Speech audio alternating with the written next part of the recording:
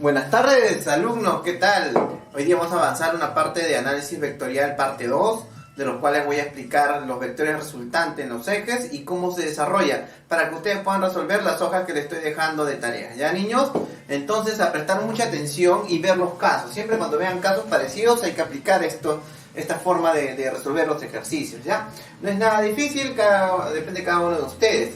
Por ejemplo, vamos a ver los vectores resultantes en los ejes, cómo se desarrollan cuando encontramos de esta manera. Habrán visto, ¿no? Cuando se distribuye de esta manera o cuando vamos a resolver los vectores y buscar una fuerza resultante. Ya, ok. Si nosotros vemos un caso parecido como esto, tú sabes que este eje de acá es el eje Y, ¿verdad? Y el eje que va abajo es el eje X, ¿ya? Eso sí sabemos nosotros, todos sabemos, este es eje X y eje Y. ¿Cómo se desarrolla si yo veo un vector que mira hacia arriba y un vector que mira hacia abajo? ¿No? Hay dos vectores que se están dando la contra. Entonces tiene que haber una resultante en el eje Y. Y también tiene que haber una resultante en este lado. Mira, hay un vector que va en el eje X y un vector que va al eje, por el contrario del eje X. Entonces, ¿te acuerdas que lo que van a la derecha tenía como signo positivo y lo que van a la izquierda como signo negativo? Entonces, si el vector resultante mira hacia acá, y va con negativo, solamente le invertimos la flecha y ponemos el número encima. No es nada difícil.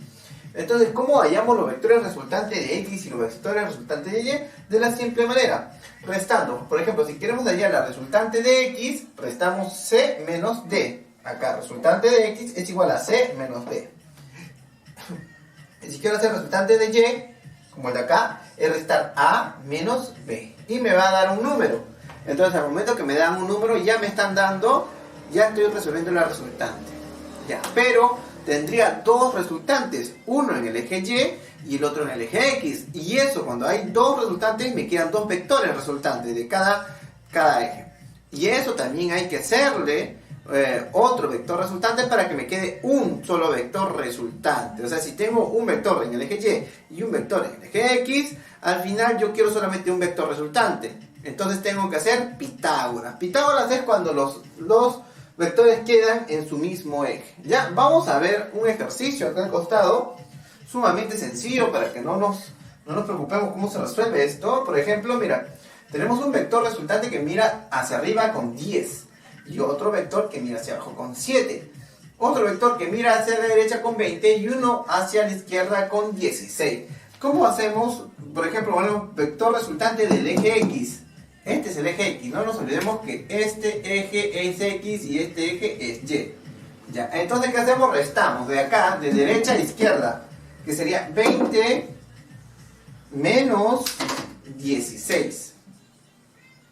¿Verdad? 20 menos 16. Y eso me da 4. Entonces, 4 unidades, ¿para dónde? Como salió positivo, va a ir hacia la derecha.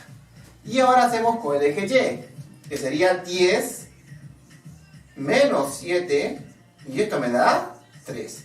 Ese 3, ¿para dónde está mirando? ¿Hacia arriba o hacia abajo? Si salió con signo positivo, está mirando hacia arriba. Entonces, acá he hecho una pequeña gráfica de los vectores resultantes. El primer vector resultante en el eje X me sale 4. Y el vector resultante en el eje Y me sale 3. ¿Qué significa estos vectores resultantes? Que tengo dos vectores. Y para hallar la respuesta de estos dos vectores tengo que aplicar Pitágoras. Cuando forman un ángulo de 90 grados, para hallar el vector resultante es con Pitágoras. Entonces, ¿por qué? Porque tengo dos vectores y yo necesito que me dé de respuesta un solo vector. ¿Ya? Cuando encuentres más vectores, al final tienes que reducirlo en dos vectores nada más. Y en esos dos vectores hacer un Pitágoras y me sale la fuerza resultante, ¿ya? Entonces, ¿por qué, profesor? Si ya tengo mi vector resultante en el eje Y, ya tengo mi vector resultante en el eje X. Como le explico, de dos vectores yo necesito que salga uno, ¿ya? Vamos a resolver ejercicios que van a salir vectores por acá, vectores por allá, por todos lados. Al final de cabo, yo necesito que me quede un vector en el eje X y un vector en el eje Y, ¿ya? Y si al final de todos esos vectores que hemos descompuesto y nos quedan así, ahí recién aplicamos un Pitágoras y nos sale la respuesta. Entonces, empezamos a resolver este ejercicio. Como le dije, el vector resultante me sale bajo un Pitágoras. Entonces, R es igual, el resultante total es igual a la raíz cuadrada del primero al cuadrado. Cualquiera puede ser. Del eje X al cuadrado, 4 al cuadrado, más 3 al cuadrado. ¿Ya? El vector del eje X al cuadrado, más el vector del eje Y al cuadrado.